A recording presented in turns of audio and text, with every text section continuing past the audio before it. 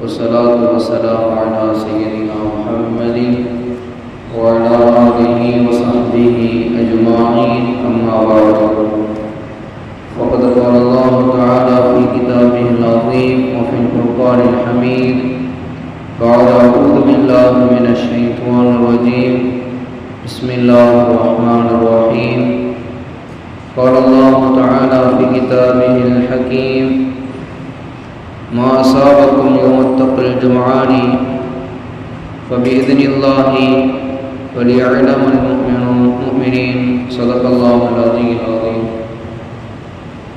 கண்ணியமிக்க அல்லாஹ்வுடைய நல்லடியார்களே, அல்லாஹ்வுடைய மாபெரும் கிருபையால் நம்மின் மீது அல்லாஹ் ரப்பல் ஆலமீன் கடமையாக்கிய ஃபஜ்ருடைய தொழுகையை இமாம் ஜமாத்தோடு தொழக்கூடிய பாக்கியத்தை அல்லாஹ் நமக்கு தந்தால் இந்த முபாரக்கான துல்ஹஜ்ஜினுடைய மாதத்திலே நாம் எல்லாம் சங்கமித்துக் கொண்டிருக்கிறோம்.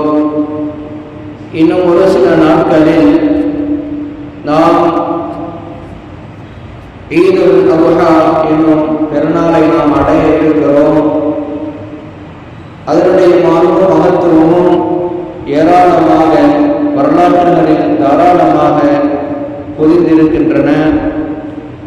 அதையெல்லாம் நாம் தெரிந்து அறிந்து புரிந்து நம்முடைய வாழ்க்கையிலே நாம் அழகிய அமைப்பை நாம் ஆக்கிக் கொள்ள வேண்டும்.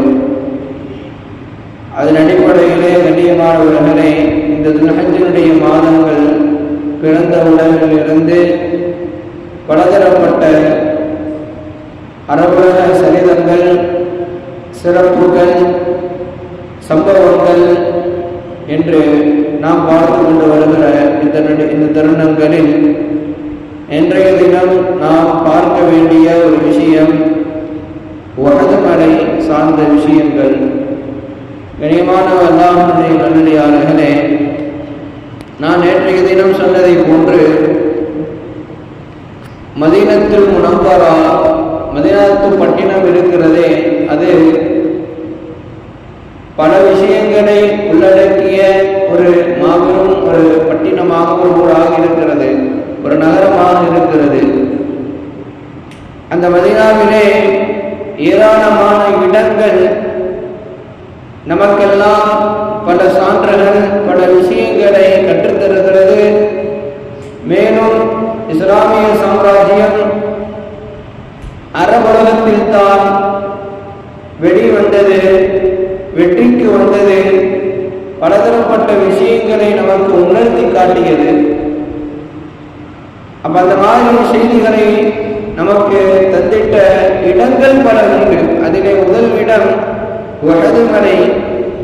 கண்ணியமானவர்களே, உஹது மலை இருக்கிறது, அது மதீனாவிலிருந்து வடக்கே அமைந்துள்ள ஒரு இடம்தான் உஹது மலை. இங்குதான் வரலாற்று புகழ்மிக்க உஹது போர் என்ற போர் ஆகிறது நடைபெற்றது. ஹிஜ்ரி 3வது நாள் இவ்வருடம் ஷவ்வால் 7ஆம் நாள் உஹது போரை அல்லாஹ் ரப்பல் ஆலமீன் ஏற்படுத்தினான். உஹது போர் சம்பந்தப்பட்ட ஆயத்தை அல்லாஹ் ஜல்லஷானஹு வ தஆலா சூரத்துல் ஆல இம்ரான் என்ற அத்தியாயத்திலே 166 முதல் 168 வரைக்கும் அல்லாஹ் பேசி காட்டுகிறான். நான் உங்களுக்கு ஓதி காட்டிய அந்த வசனமே அதற்கு சான்று. அல்லாஹ் சொல்லி காட்டுகிறான், மாசாபுக்கும் யௌமுத்தல் ஜம்ஆனி, இரு படைகள் சந்தித்த நாள் அங்கே உங்களுக்கு ஏற்பட்டது இருக்கிறதே, அது அல்லாஹ்வுடைய அனுமதியில் தான் ஏற்பட்டது. அது அல்லாஹ்வுடைய அனுமதியால் தான் அது ஏற்பட்டது. அந்த போராகிறது ஏற்பட்டது. எனவே அது முஃமினை சோதிப்பதற்காகவும் நயவஞ்சகர்களை அறிவதற்காகத்தான் அந்த உஹது போரை அல்லாஹ் ஏற்படுத்தினான். கண்ணியமானவர்களே, இந்த போர் இருக்கிறது அன்எக்ஸ்பெக்டடாக செய்த போர், அல்லாஹ் ஏற்படுத்திய போர். இந்த போரில் அல்லாஹ் ரப்பல் ஆலமீன் உண்மையான முஸ்லிம் யார், முனாஃபிக் நயவஞ்சகர் யார் என்பதை அல்லாஹ் இந்த போரிலே முஃமின்களுக்கு தெரிய வைத்து விட்டான், பெருமானாருக்கு அறிய வைத்து விட்டான். அவ்வளவு வரலாற்றினுடைய மிக சிறப்பான விஷயத்தை நாம் இதில் அடக்கிவிட முடியாது. மிக மிக ஒரு புகழ்பெற்ற ஒரு போராக இந்த போராகிறது இருக்கிறது. வரலாற்றிலே நாம் படிக்க வேண்டிய முக்கிய போர் இந்த உஹது போராக இருக்கிறது.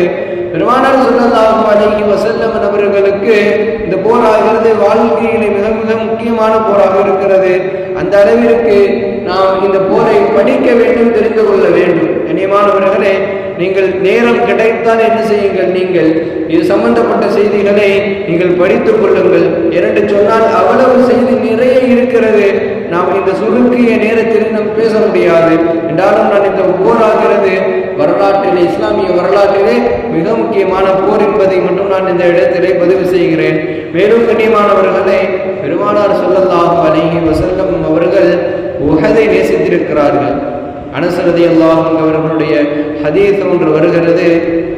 சஹீஹுல் புகாரியில 2849, 2889 மற்றும் 4083 ஆகிய 2 ஹதீஸினுடைய விஷயங்கள்ல வருது. பெருமானார் ஸல்லல்லாஹு அலைஹி வஸல்லம் சொன்னாங்களா, ஹாதா ஜபலுன், இந்த மலை இருக்கிறது, இந்த மலை யுஹிப்பூனனா, இந்த மலை இருக்கிறதே நம்மளை எல்லாம் நேசிக்கிறது, இந்த மலை நம்மளை நேசிக்கிறது, ஒரு வஹிப்புஹு, நாமும் அதை நேசிக்கிறோம் என்பதாக பெருமானார் ஸல்லல்லாஹு அலைஹி வஸல்லம் அவர்கள் சொன்னார்கள். ஏனென்று சொன்னால், அபூ ஹுமைத் ரலியல்லாஹு அன்ஹு அவர்கள் தபூக் போரிலிருந்து வீடு திரும்பிய போது, மதீனாவை நெருங்கிய போது பெருமானார் ஸல்லல்லாஹு அலைஹி வஸல்லம் சொன்னார்கள், இந்த உஹது மலையை பார்த்து, ஹாதா ஜபலு, இந்த மலை இருக்கிறது, யுஹிப்புனா, நம்மளை பிரியப்படுகிறது, ஒரு யுஹிப்புஹு, நாமும் அதை பிரியப்படுகிறோம் என்பதாக பெருமானார் ஸல்லல்லாஹு அலைஹி வஸல்லம் சொல்லி காட்டினார்கள். மேலும் ஒரு வரலாறை தெரிந்து கொள்ள வேண்டும், ஒரு சம்பவத்தை நாம் தெரிந்து கொள்ள வேண்டும். கண்ணியமானவர்களே, அனஸ் ரலியல்லாஹு அன்ஹு அவர்கள் மேலும் ஒரு ஹதீஸை நமக்கு தருகிறார்கள். புகாரியிலே 3686வது ஹதீஸாக பதிவிடப்பட்டிருக்கிறது.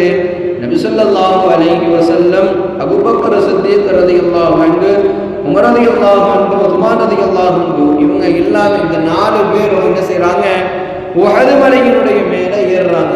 ஏறுறப்ப பார்த்தீங்கன்னா உஹது மலை இருக்கிறது, நடுங்குகிறது. உஹது மலை நடுக்க தொடங்கிவிட்டது. பெருமானார் ஸல்லல்லாஹு அலைஹி வஸல்லம் அப்பொழுது சொன்னார்களாம், ஓ உஹதே, அசையாதே, உஹதே நீ அசையாதே, உன்னின் மீது ஒரு நபி இருக்கிறார், நீ அசைகிற, உன் மீது ஒரு நபி இருக்கிறார், ஒரு சித்தீக் இருக்கிறார், 2 ஷஹதாக்கள் ஷஹீதுகள் இருக்கிறார்கள், எனவே நீ அசையாதே என்பதாக பெருமானார் ஸல்லல்லாஹு அலைஹி வஸல்லம் அவர்கள் இந்த இடத்துல 2 விதமான ட்விஸ்ட் வச்சாங்க. நமக்கு நல்லா யோசிக்கணும். ஷஹீதுங்கிற விஷயத்தை பெருமானாருக்கு அப்பொழுதே தெரிஞ்சிருச்சு. யாரு ஷஹீது? உஸ்மான் ரலியல்லாஹு அன்ஹு, உமர் ரலியல்லாஹு அன்ஹு. இவங்க 2 பேரும் எதிர்காலத்துல இறைவழியிலே கொலை செய்யப்படுவார்கள் அப்படிங்கிறத பெருமானார் அன்னைக்கே கணித்து சொல்லிட்டாங்கன்னா யோசிச்சு பார்க்கணும் நீங்கள்.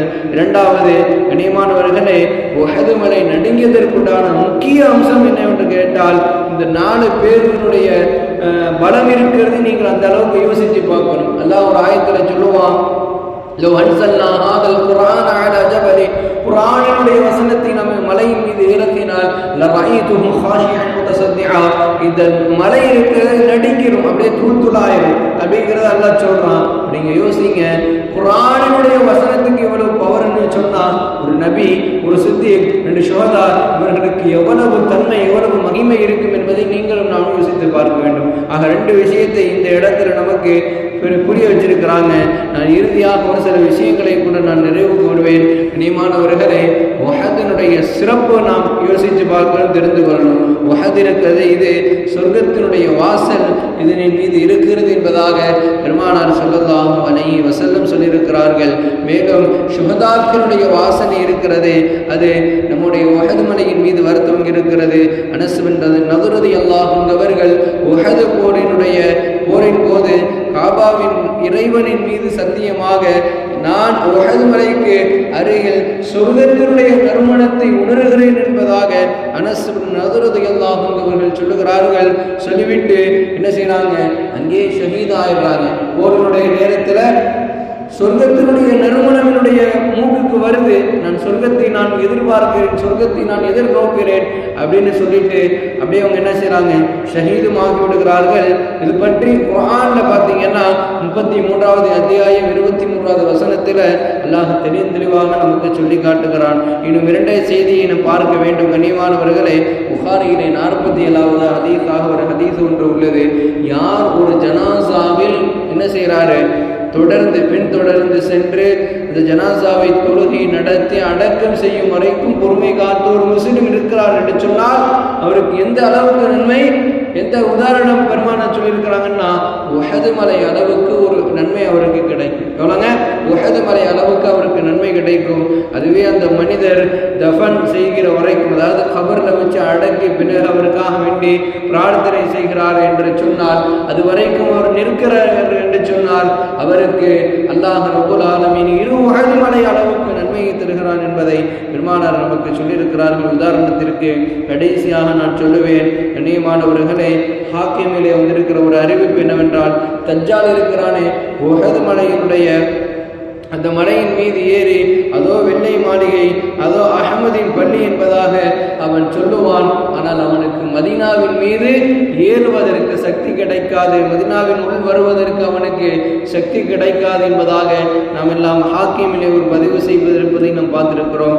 ஆக கண்ணியமான அல்லாஹ்வுடைய நல்லடியார்களே, அல்லாஹ் ரப்பல் ஆலமீன் உஹது மலைக்கு பலதரப்பட்ட சிறப்புகளை தந்திருக்கிறான். ஏன் மதீனத்து பட்டணத்திற்கு அல்லாஹ் பலதரப்பட்ட சிறப்புகளை வைத்திருக்கிறான்.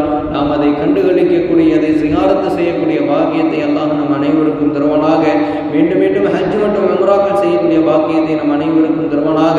பெருமானாருடைய ரவுதா ஷரீஃபிற்கு சென்று சலாம் சொல்லி பதில் சலாம் பெறக்கூடிய அந்த நசீவை நம் அனைவருக்கும் தருவனாக. பலதரப்பட்ட ஆபத்துகளை விட்டும் பலதரப்பட்ட கெட்ட மோதுகளை விட்டும் அல்லாஹ் நம்மை பாதுகாத்து அவனினுடைய கலிமாவின் வழி வாழ்ந்து அதே கலிமாவின் வழி மரணிக்கக்கூடிய வாக்கியத்தை அல்லாஹ் நம் அனைவருக்கும் தருவனாக. வாஹிர் தஅவானா